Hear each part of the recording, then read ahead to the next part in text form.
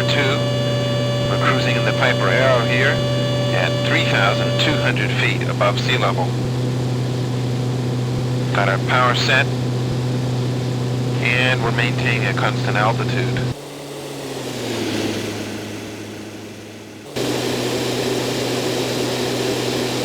An external view of the aircraft shows us cruising nicely above the ground,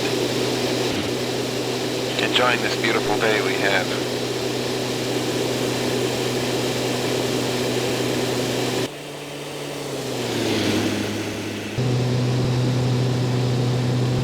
As we're cruising in the Piper Arrow, we're going to learn the 4 fundamentals of basic flying: straight and level, turns, climbs, and descents.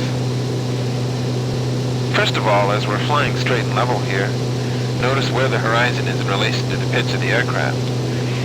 The horizon is about 3 inches or so above the dashboard, the top of the instrument panel.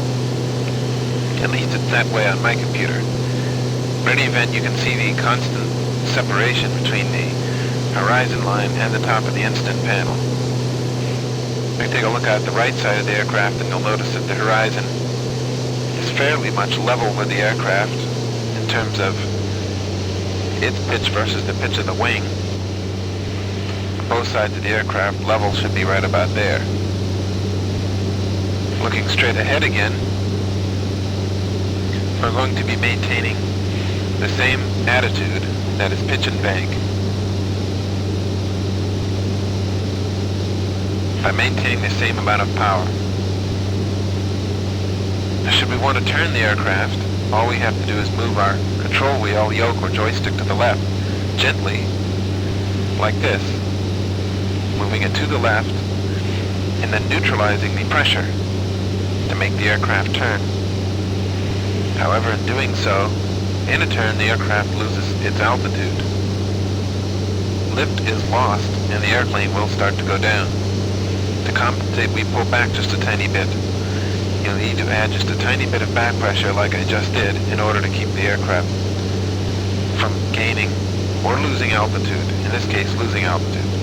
I just pulled back a tiny bit more.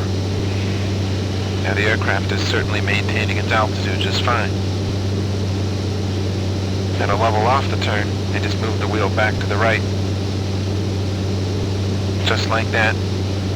Neutralize the control pressure once you've leveled out. Now we've got some turbulence today, so we're bouncing around quite a bit. However, the aircraft will fly fine just through the turbulence. You don't have to do anything but leave it just as it is. You don't really have to mess with it much. Let's try a turn to the right. Move the control wheel or your joystick or yoke to the right a bit, and let it spring back to neutral, or just hold it back to neutral, and the aircraft will be maintaining its turn. You'll have to pull back a bit as well to keep the aircraft from descending. Remember, in turns, the aircraft will lose lift and start a descent unless you compensate by pulling back slightly.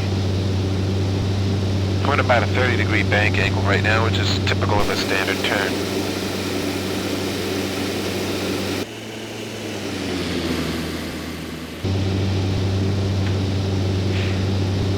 Now we're going to roll back out again.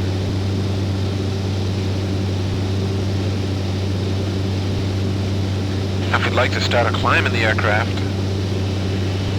such as in the Piper Arrow, we'll make sure our prop control lever is full forward, and then we'll add full power with the throttle. Adding full power will generally make the aircraft climb on its own, but if you've already reached maximum cruise speed, you'll want to pull back a bit. Pulling back and keeping the nose just about an inch below the horizon will give you a nice healthy climb once initiated from full cruise speed, as we just did.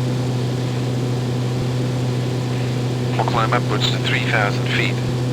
Now as the airspeed drops, the nose is going to also fall, so you have to keep pulling back and holding back pressure to compensate for the loss of lift you're getting by the airspeed slowing down so much. Now when we want to level off like this, we'll lower the nose a little bit. It may have a tendency to fall much farther than that due to the loss of airspeed. Don't let it fall down. Pull back a little bit more and let the aircraft maintain its altitude. As the airspeed increases, your lift increases, and your airplane may want to climb again. We're going to bring our power back as we approach cruise speed, which is about 130 in the Aero. Bring our power back to about 23 inches of manifold pressure as shown on the left-hand gauge, and bring our prop controller back to about 2400, which is normal RPM. Now if the aircraft in this case wants to fall a bit, I have to pull back some. I'd have to keep pulling back, holding back pressure a little bit in order to keep the aircraft from descending. If you get tired of this, and most pilots do after just a few seconds, you'll have to learn how to use your trim. Using the left bracket key next to the P key, tap it about 3 or 4 times. 1, 2, 3, 4. I tap the left bracket key down 4 times. What that does is that rolls the trim wheel in such a manner that will bring the nose up towards the sky. After time, if you practice, you'll be able to learn that you can trim the airplane by hand perfectly, but you'll need some practice going up or down. If I want to trim the aircraft a little bit more up, I'll hit the left bracket key some more. But right now it seems pretty good, and it's nice and level. Should the power change at all, such as if I reduce power and want to slow down a little bit, the aircraft is going to start a descent all on its own. Notice our air speed slowly decreases, and that in turn results in a slight descent. I'll have to trim the nose up a bit. I'll hit the left bracket key about 4 more times. And what that's doing is trimming the nose up for me. Still use your yoke to maintain the same altitude by watching the altimeter. The hands on the altimeter should remain nice and calm, not climb or descend too much. If I want to start a descent, I'll simply reduce power. In this case, I brought my power all the way to idle. And the aircraft is now slowing down and starting a descent. The descent has increased all on its own, and we're getting about 1,000 feet a minute down. At 2,500 feet, I'll level off, simply a little bit ahead of 2,500, add the power back in, and the aircraft is going to level off all by itself. In case you had more power than you had before, the airplane may have a tendency to climb if it gained any airspeed. In this case, push forward on the nose, on the yoke to keep it from climbing.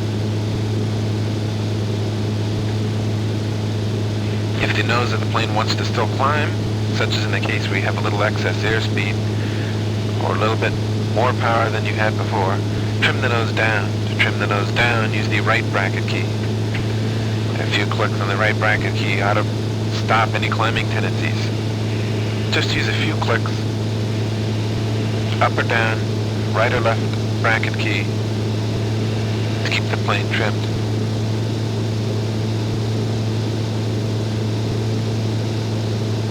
The 4 fundamentals of flying are straight and level, turns, climbs, and descents. Straight and level here. I'll enter a left turn here. I'll level out. Start a right turn. Level out. And to do a climb, I'll add full power.